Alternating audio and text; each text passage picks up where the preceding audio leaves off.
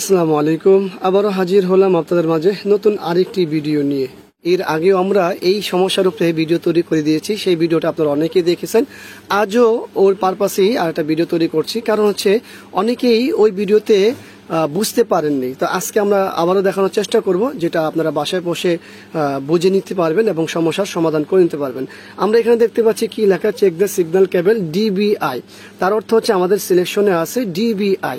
তো আমাদের যদি পিছনে যেই আমরা দেখি যেখানে কি কি আছে, আমাদের এখানে অপশন আছে বিজিএ এবং ডিবিআই মাইনাস। হ্যাঁ, তো এই যে মনিটরগুলোতে ডিবিআই পোর্ট থাকে, সেই মনিটরগুলোতে এই মেসেজটা দিয়ে থাকে।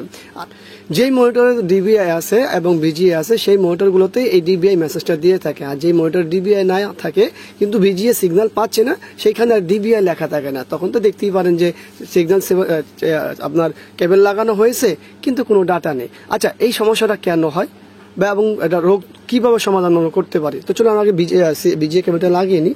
অনেকে বুঝবেন যে বিজিএ কেবল লাগানোর পর যদি ঠিক হয়ে যায়। এই যে আমরা বিজিএ কেবলটি লাগিয়ে নিই,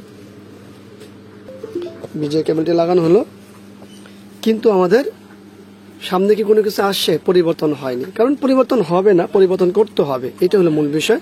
তো পরিবর্তন আমরা কিভাবে করব সেটা দেখবো।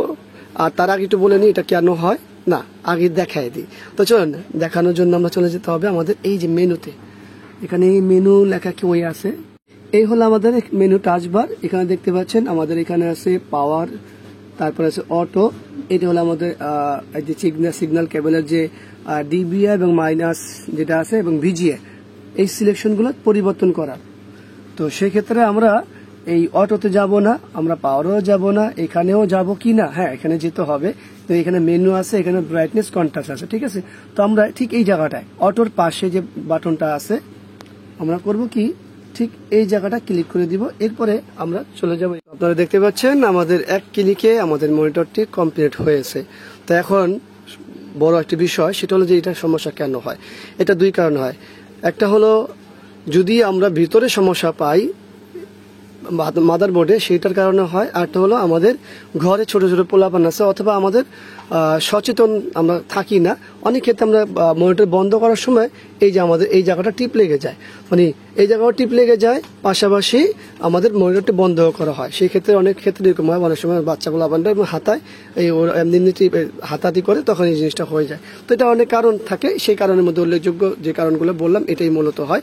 আর অনেক সময় বোর্ড থেকে হয়। বোর্ড থেকে হলে যতই আমরা এখান থেকে টিপি করি কোনো কাজ হবে না। এটা হলো এক্সটার্নাল বিষয়।